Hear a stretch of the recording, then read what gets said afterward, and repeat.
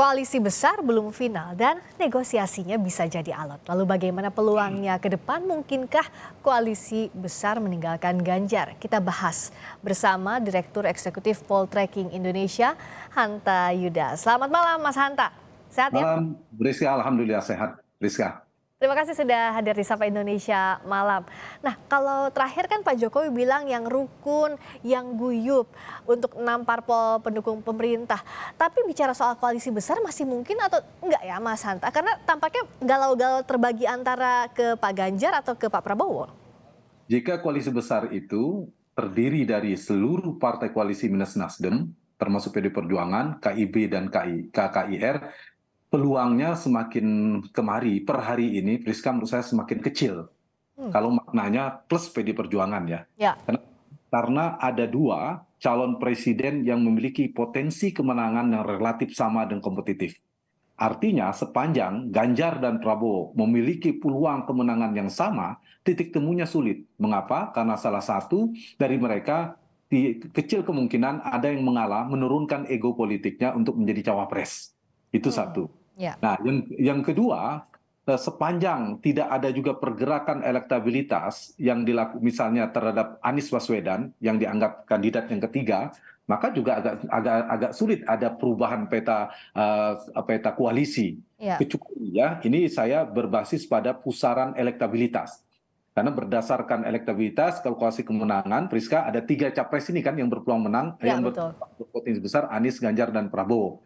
Karena itu, kalau kita perhatikan, jika tidak ada perubahan seperti saya katakan tadi, terkoreksi elektabilitas dua di dalam pemerintahan ini, misalnya ada salah satu yang tiba-tiba naik, menjulang antara Ganjar dan Prabowo, atau salah satu menjadi lemah, terdegradasi, artinya antara Prabowo dan Ganjar itu memiliki margin yang menjauh, itu ada potensi.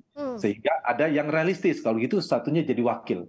Itu satu. Yang kedua, kalau ternyata elektabilitas Anies Baswedan menjulang, menguat, trennya naik, sehingga koalisi-koalisi ini melihat yang di luar, yang tanda petik berjarak dengan Pak Jokowi ini kemudian memiliki kekuatan besar, maka mereka terpaksa atau dipaksa untuk bersatu dalam koalisi besar. Nah, per hari ini, Priska, kita lihat tidak ada indikasi itu. Indikasi di mana Ganjar dan Prabowo masih relatif kuat, Anies Baswedan juga stabil atau stagnan di kisaran begitu. Nah, per hari ini saya melihat tidak ada potensinya, atau bahkan potensi akan menjadi koalisi besar, bergabung PD Perjuangan 2 ini agak sulit.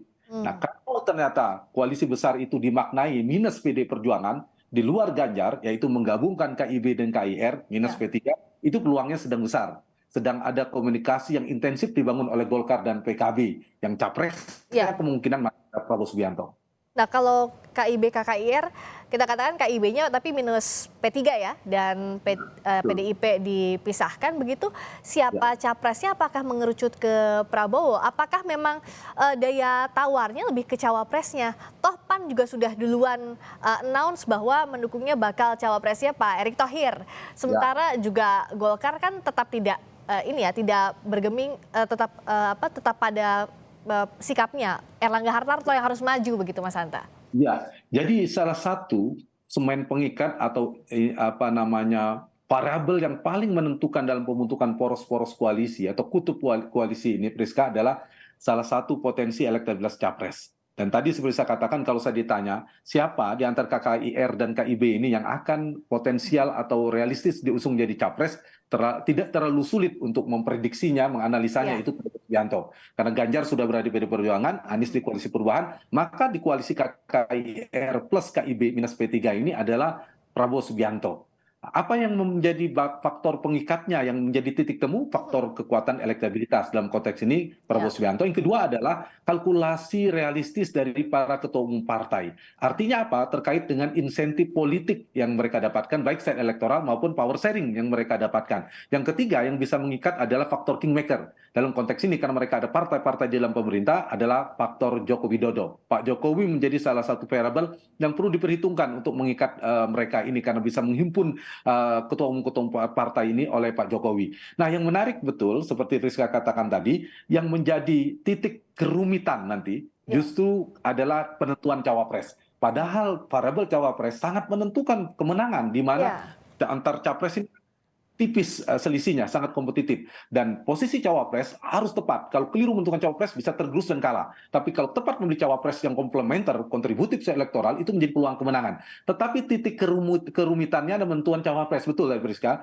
Golkar bertarung mau mendekat kemana, pasti mereka melihat mana yang paling mungkin bisa menangkap aspirasi mereka, di mana Erlangga Hartarto ketua umum menjadi cawapres. Padahal sebelumnya Caimin juga sudah ditimang-timang oleh PKB, aspirasi harus menjadi cawapres juga. Ditambah kalau tadi ada PAN sejak awal sudah kekeh dengan siapa Pak Erick Thohir. Pak Erick Thohir bisa diterima di Ganjar, saya yakin PAN akan bergabung ke PDP. Tapi kalau ternyata Erick Thohir menjadi cawapresnya Prabowo, maka PAN saya yakin akan bergeser ke Prabowo. Jadi ada titik kerumitan, tapi sekaligus menyimpan kerentanan koalisi. Kalau tidak berhati-hati ya bisa sulit juga terbentuk koalisi yang solid. Karena nanti titik temu atau titik krusialnya, titik kritisnya itu ada di penentuan cawapres. Nah, untuk mengurai titik kritis tadi, apakah seperti yang Mas Hanta bilang, kingmaker di sini Joko Widodo jadi satu faktor penentu untuk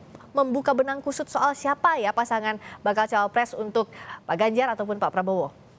Setuju, itu salah satu variabelnya. Saya pada premis itu, hipotesa itu menguat sekarang ini. Karena kita tahu si capres ada Ganjar, ada Prabowo. Yang dianggap mereka berdua ini adalah orangnya Pak Jokowi. All the president mens. Mereka berdua. Kalau ini yang bertarung, maka cawapresnya pun kita bisa prediksi kemungkinan faktor Pak Jokowi juga menentukan. Selain ada Ibu Mega tentunya. Ya. Nah, nama-nama yang muncul nanti yang menguat, apakah keluarnya adalah para ketua umum partai? Menurut saya nanti ini berebut kotel efek korjas.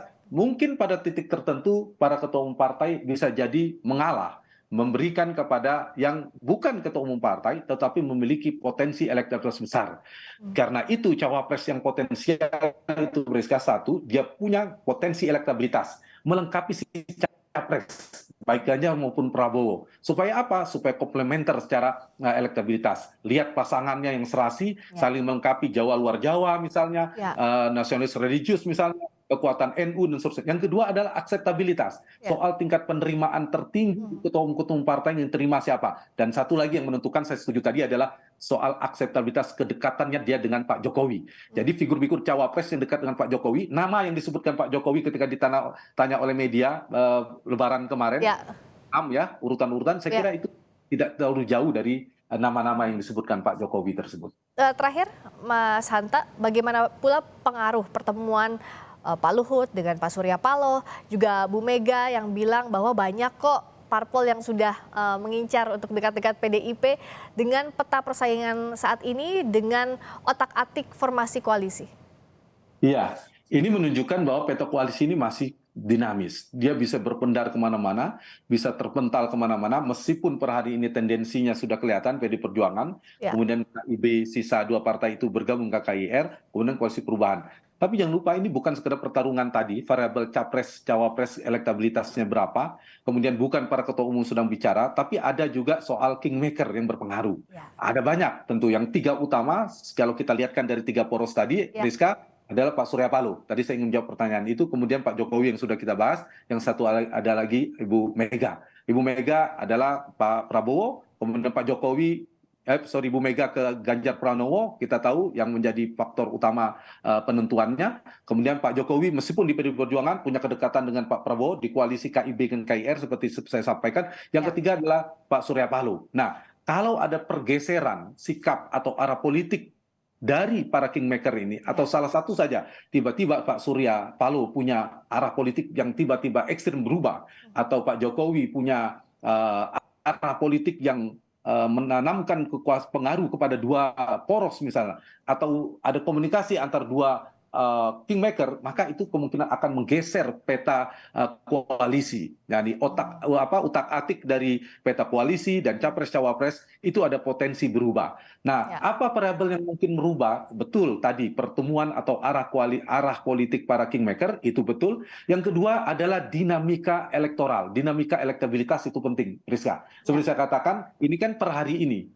Begini kondisinya Anies, Ganjar, dan Prabowo, tapi kalau ada perubahan, ada potensi potensi akan berubah. Jadi seperti kemarin ketika PD Perjuangan mengumumkan Ganjar, itu kan punya ada pergeseran, Ya, ada domino yang membuat pergerakan di KIB dan KIR itu menjadi cepat sekali perubahan pergeserannya. ya. Nah ini yang saya kira mesti kita tunggu, meskipun bisa 4 poros, tapi potensi terbesar per hari ini ada 3 poros. Meskipun masih ada peluang 2 poros, tapi yang paling besar peluang hari ini adalah 3 poros koalisi. Sudah terbentuk PDIP dan P3, kemudian Ya. koalisi perubahan kalau tidak berubah, dan KIR dan KIB kemungkinan akan bersatu, tapi Golkar masih mungkin membangun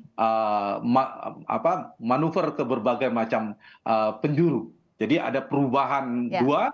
Kalau tidak ekstrim, maka KKIR dan KIB akan bergabung. Tapi Ya. kalau ekstrim pergeserannya, ada yang melompat antar poros koalisi nanti. Masih kita tunggu pergerakan elektoral, tak lupa juga sikap kingmaker di Ya. otak-atik formasi koalisi dan juga Betul. pasangan capres-cawapres jelang Pilpres nanti. Terima kasih Mas Hanta Yuda, Terima kasih. Direktur Sama-sama, Eksekutif Poltreking Lucia. Indonesia. Selamat malam.